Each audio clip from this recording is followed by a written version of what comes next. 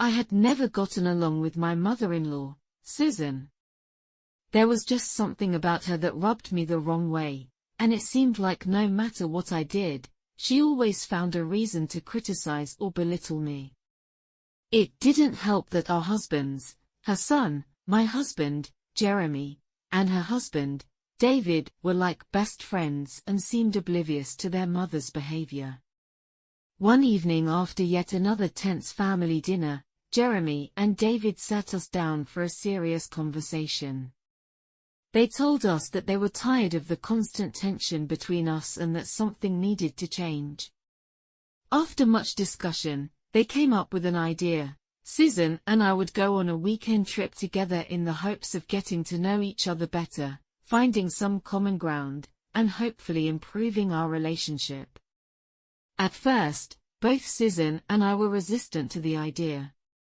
Why should we have to spend a weekend together just because our husbands couldn't handle conflict? But the more we thought about it, the more we realized that maybe it was worth a try. So one Friday morning in early June, Susan picked me up in her sleek black SUV. We exchanged polite greetings before settling into an awkward silence as she drove us out of town and towards our destination, a charming bed and breakfast nestled in the mountains a few hours away. The drive was uncomfortable, small talk felt forced, and neither of us seemed eager to delve into deeper conversations. As we arrived at the bed and breakfast and settled into our rooms for the weekend, I couldn't help but feel nervous about spending so much time alone with Susan. What if we couldn't find anything to talk about? What if this weekend only made things worse between us? I pushed these thoughts aside as we met downstairs in the cozy common area for afternoon tea. The hours passed slowly as we attempted small talk over cups of Earl Grey tea and plates of scones. The conversation was stilted and forced, and I found myself growing increasingly anxious about the whole situation. But then, as the afternoon turned into evening and we moved from tea to a bottle of red wine, something unexpected happened. Susan began to open up to me, sharing stories of her own struggles as a wife and mother. She spoke honestly about the challenges she had faced, both in her marriage with David and in raising Jeremy, who was now an adult struggling with his own relationship issues.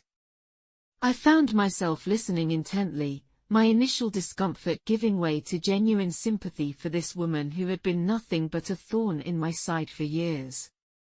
And as Susan spoke, I felt myself opening up to her as well. I told her about my own frustrations in my marriage, how Jeremy seemed distant and uninterested in our relationship, how he never did anything around the house or made an effort to spend quality time with me. It was a vulnerable admission, one that I hadn't even fully acknowledged to myself until that moment.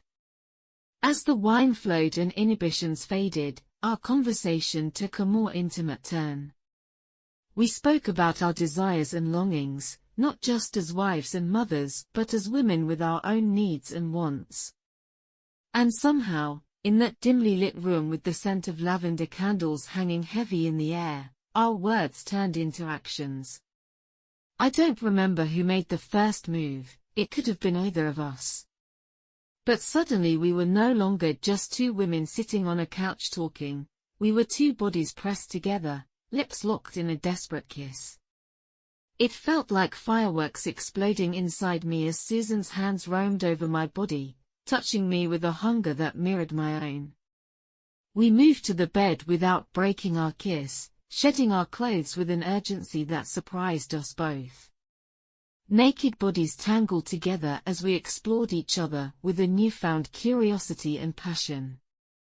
My skin tingled as Susan's lips traced a path down my neck, across my chest, and finally to the place where I craved her most. She worked her magic on me, sending waves of pleasure coursing through my body. And then it was my turn to return the favor. I kissed my way down Susan's body, reveling in the softness of her skin and the intoxicating scent of her arousal.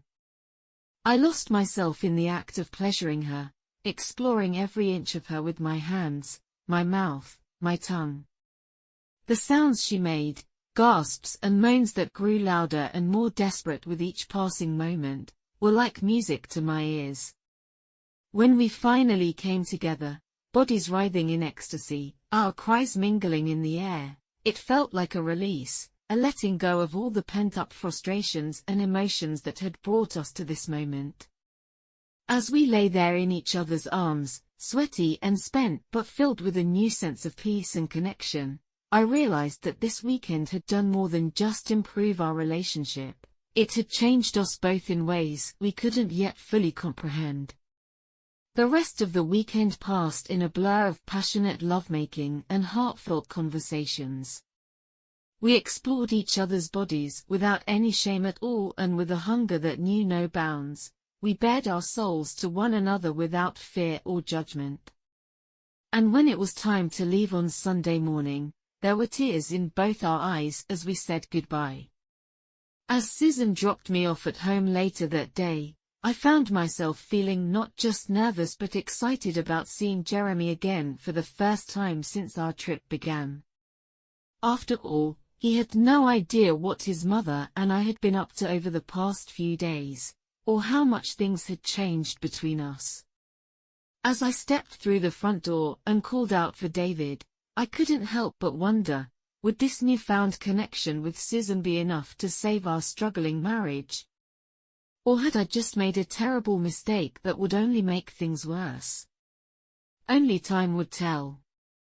But one thing was certain, nothing would ever be the same again.